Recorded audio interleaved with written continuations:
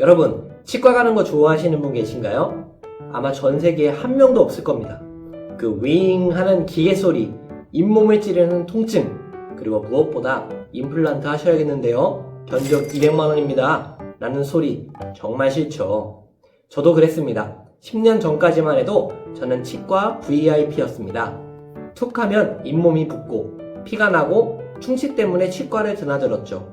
그런데 여러분, 저는 지난 10년 동안 스케일링을 제외하고 충치나 잇몸 치료 때문에 치과에 돈을 쓴 적이 단 한 번도 없습니다. 제가 무슨 타고난 건치라서 그럴까요? 아니면 비싼 영양제라도 먹었을까요? 아닙니다. 저는 딱 하나, 이것을 바꿨을 뿐입니다. 바로 오늘 썸네일 보고 들어오신 그 소금물 가글입니다. 에이, 소금물 가글? 그거 옛날 민간요법 아니야? 라고 생각하신다면 오늘 영상 끝까지 보셔야 합니다. 여러분이 알고 있는 그 밍밍한 소금물로는 절대 효과를 볼 수 없습니다. 오늘 제가 알려드릴 3에서 5.8%의 황금 농도를 지키지 않는다면 여러분은 소금물 가글을 안 하는 것과 똑같습니다. 오늘 영상에서는 제가 10년째 치과에 안 가고 수천만 원을 아낄 수 있었던 진짜 소금물 가글의 비밀을 낱낱이 공개해드립니다. 지금 바로 시작합니다. 자, 먼저 원리부터 확실히 짚고 넘어가야겠습니다.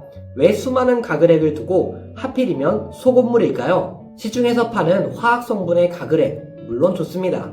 하지만 장기간 사용하면 입안에 유익균까지 죽이거나 착색을 유발하는 부작용이 있을 수 있죠. 하지만 소금은 다릅니다. 소금물 가글의 핵심 원리는 바로 삼투압입니다. 쉽게 말해 잇몸 염증과 충치를 유발하는 세균들은 수분을 머금고 있는데요. 우리가 고농도의 소금물로 입안을 헹구면 농도가 높은 소금물 쪽으로 빠져나오게 됩니다. 결국 세균은 수분을 뺏겨서 쪼그라들어 터져 죽게 되는 것이죠.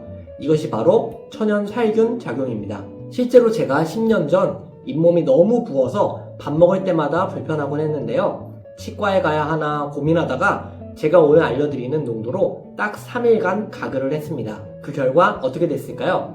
거짓말처럼 붓기가 가라앉고 통증이 사라졌습니다. 자, 이제 가장 중요한 농도 이야기를 하겠습니다. 보통 소금물 가글 하라고 하면 어떻게 하시나요? 물 한 컵에 소금 조금 툭툭 뿌리고 마시죠? 그건 그냥 짠물입니다. 살균 효과가 약합니다. 우리 몸의 체액 농도가 약 0.9%입니다.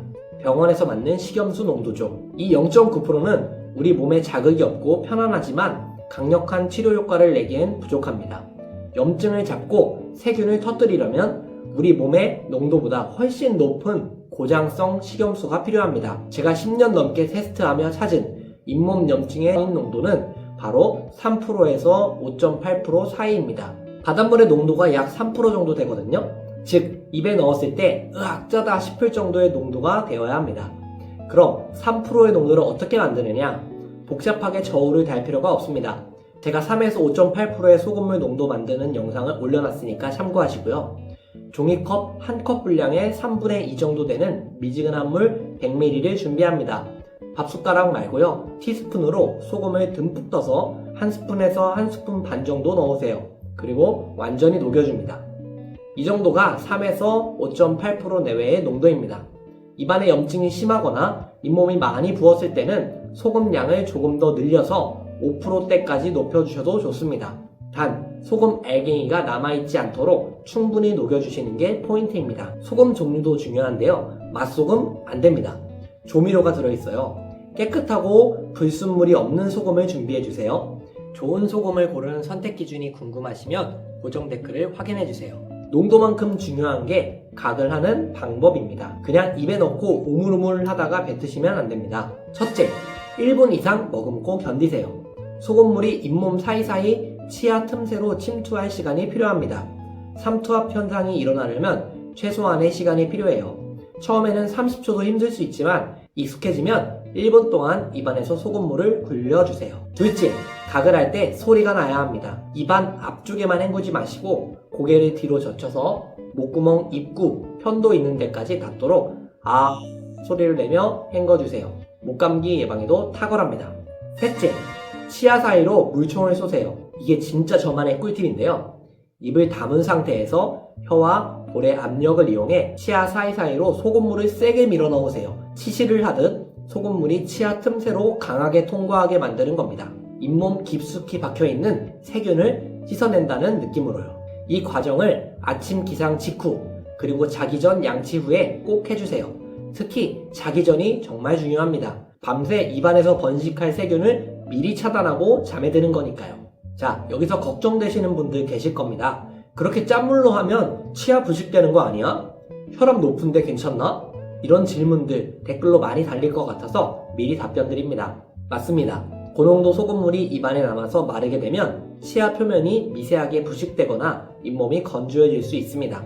그래서 가장 중요한 마무리 단계가 있는데요. 소금물 가글을 뱉어낸 후 반드시 맹물로 입안을 한두 번 헹궈내야 합니다. 입안에 짠기를 남기지 말고 씻어내세요. 이렇게 하면 치아 손상 걱정 없이 소금의 살균 효과만 쏙 챙길 수 있습니다. 그리고 고혈압 환자분들 소금물을 삼키는 게 아니라 뱉어내는 것이기 때문에 혈압에 큰 영향은 없습니다만 그래도 찝찝하시면 가글 횟수를 조절하시거나 전문의와 상의하시는 게 좋겠습니다.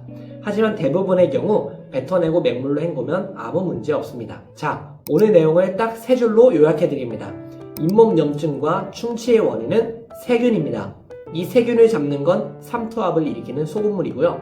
농도가 생명입니다. 0.9%가 아닌 3% 이상의 짭짤한 농도로 만들어주세요. 1분 이상 가글하고 마지막엔 반드시 맹물로 헹궈내세요. 10년째 치과를 안 가는 저를 믿고 딱 2주만 매일 실천해보세요. 양치할 때 뱉는 거품에 피가 섞여 나오지 않는 기적을 경험하실 겁니다. 오늘 영상이 여러분의 잇몸 건강과 지갑을 지키는 데 도움이 되셨다면 구독과 좋아요 그리고 주변에 잇몸 때문에 고생하시는 분들께 공유 부탁드립니다. 저는 다음 시간에도 더 건강해지는 정보로 찾아오겠습니다. 감사합니다.